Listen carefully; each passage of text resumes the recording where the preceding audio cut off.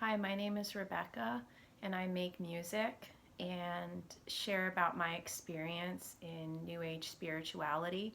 I spent altogether almost 20 years in those beliefs through my time in the hippie and the Grateful Dead scene, my use and advocacy of psychedelics, my work in the cannabis industry, through astrology, tarot cards, spirit guides, and also with my studies and work in herbalism. And God reached into my life and pulled me out of those beliefs 3 years ago. So today I want to make a video about an herb that I became heavily addicted to, and it really ruined my life basically.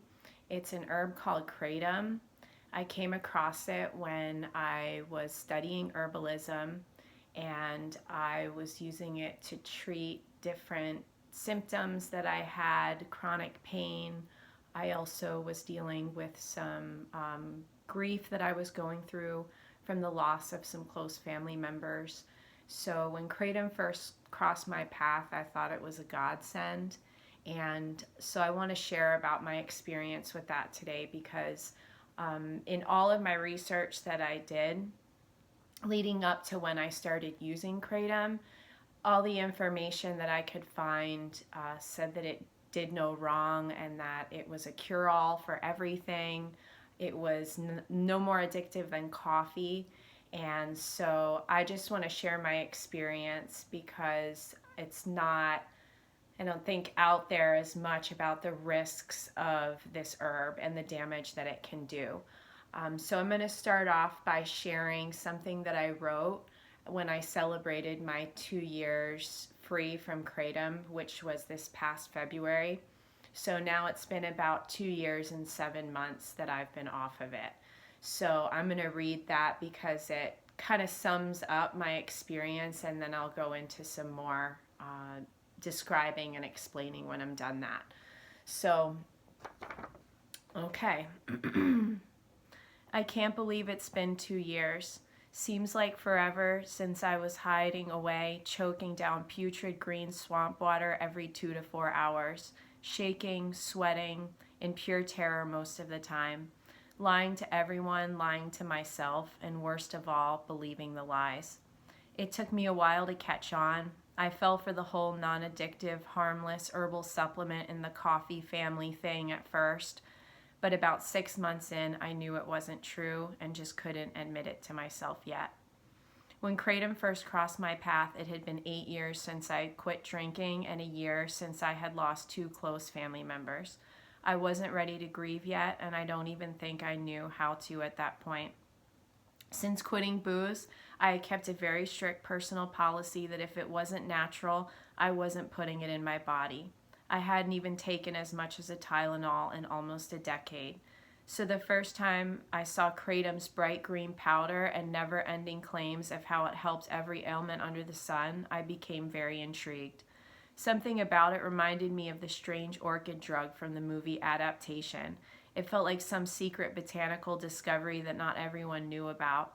But from the beginning, a part of me questioned it. As I considered trying it, I had a very distinct thought of not wanting to have to take something that I would end up needing to feel normal. Little did I know what it would turn into. The first time I tried it, I was swept away in euphoric bliss that wrapped itself around me like a warm hug. It was late in the morning on a spring day when I went outside to work in my garden, and everything sparkled with vibrancy and newness. Colors seemed richer, almost iridescent, especially in contrast to the grayness of the recent funerals and the uncharted expanse of the dark grief all around and ahead. I was happy, curious, chatty. I couldn't believe it. Had I found some miracle cure to everything, to pain, sadness, to doing mundane work, to dreaded small talk or annoying tasks? At the time, it felt so. As the months went on, the sparkle quickly faded, but I continued chasing it, and the more I chased it, the harder it was to catch. For 2 years, my dosages became higher and closer together, and the more I took, the worse it got. I became increasingly more anxious and battled constant panic attacks. I couldn't eat. I couldn't sleep longer than 4 hours at a time without waking up in withdrawals and needing to dose. I became hypersensitive to everything and everyone, and progressively more sick and weak as time went on. I was skin and bones, my hair was falling out in clumps, and my eyes had become hollow and empty. And the grief I was running from nipped at my heels and would completely devour me once the dose wore off. So there I was, at the bottom of it all. In the mornings, I would sit in the fetal position on my bathroom floor with the lights dimmed, knees pulled up tightly to my chest, shaking and smoking weed until my first dose kicked in. I could barely leave the house on most days. I was a shadow of myself. It got to the point where I didn't want to live anymore. It was here that I cried out for help, and I knew it could not come from a person, place, or thing. Years before, I had turned my back on God, but in the depths of my soul, I knew that there was no one else who could help me. So I cried out to Him in my darkest moment from the fiber of my being, and for the first time in years, I felt hope and a flicker of peace. I began praying and seeking who and what this was. I learned so much and began cultivating a personal relationship with God and a faith. I soon began tapering from the 40 to 60 grams per day that I had been using, and the less I used, the more my faith grew. Over the course of the following year, I worked my way down and did the final jump on February 18th, 2020. I knew nothing about this subreddit until well after I quit. God truly carried me through the storm of withdrawals, pause, and repressed grief to the safe, dry land of the distant shore. Since then, I've become a new person. Along with the Kratom, I was able to give up my other addictions to weed, coffee, and sugar. The depression and anxiety has lifted. I have joy and purpose in my life again. I was able to grieve and honor who I had lost.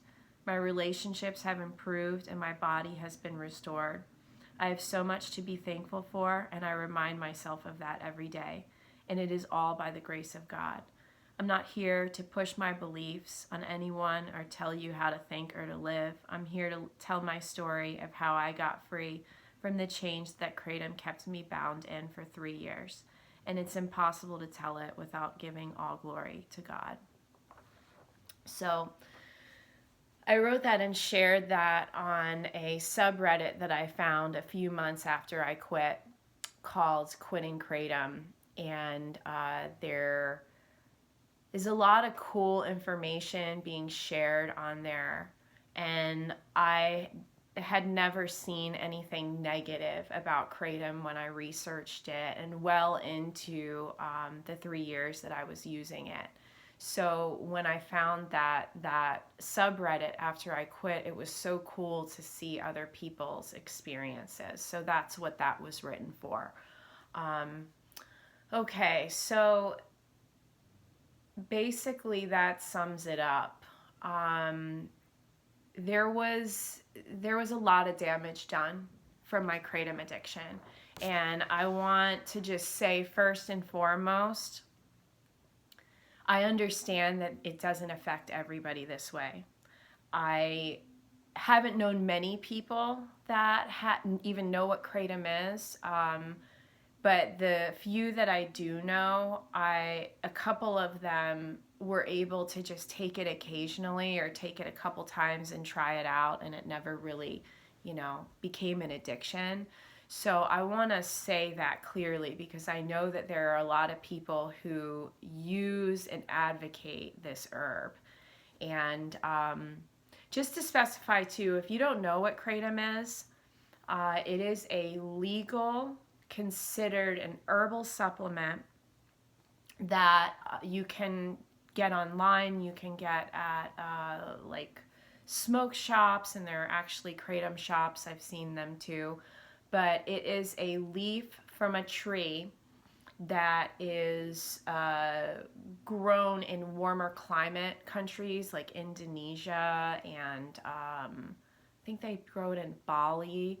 But the effects of it are similar to opiates. And that's where a lot of the risk comes in, because as you know, opiates are addictive and they work in the brain.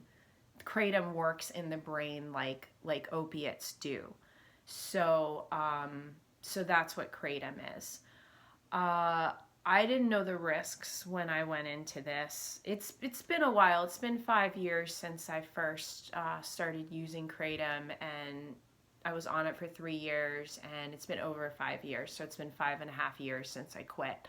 And during that time, when I was learning about what it was and seeing all the claims that it had, and like big name people are advocating for this stuff. The guy who does forget his name, who does like the Live Strong stuff, big athlete, what is his name, I don't remember it right now, but this big athlete was advocating for Kratom. When I was researching it, everything that I found was saying that it was completely safe, completely harmless. So that's something that I want to communicate, that I don't see a lot of, that there is a risk to it. There's a risk with coffee. I was addicted to coffee heavily for a long time, for 10 plus years. And so they say it's no more addictive than coffee. That might be a fair assessment, but there is a high risk for addiction, and there are different factors that play into that. This is an unregulated herb, by the way. It is untested, it is unregulated. So there are no studies that are being done of this that show what the risks are, show the effects on the body. So that's left things open for me to theorize and come to my own hypothesis about what it is that makes this so dangerous for some people. And one of the things that I've thought about before is that we're all genetically predisposed to be either sensitive to caffeine or not sensitive to caffeine. You can literally, through like a DNA test, see if you have these genetic markers for this sensitivity to caffeine. And if Kratom is in the same family, why wouldn't some people be more sensitive to it? So I've thought about that before. I do believe as well that your situation, your environment, your circumstances play into how much of a risk Kratom is. I was navigating hardcore grief. I had lost two very close family members. One was suddenly, one was through terminal illness, so there was like a build up to it. And so I was navigating that, and that definitely set the tone for when I had that initial relief from Kratom, that it was enough for me to want to keep chasing it. So that's one of the things that they say that Kratom does, is it relieves depression and anxiety, which it does, but so does heroin, you know? And because Kratom works like an opiate in the brain, it's doing the same thing that a cut and dry opiate is doing. It's giving you that initial burst of euphoria, and then that's it.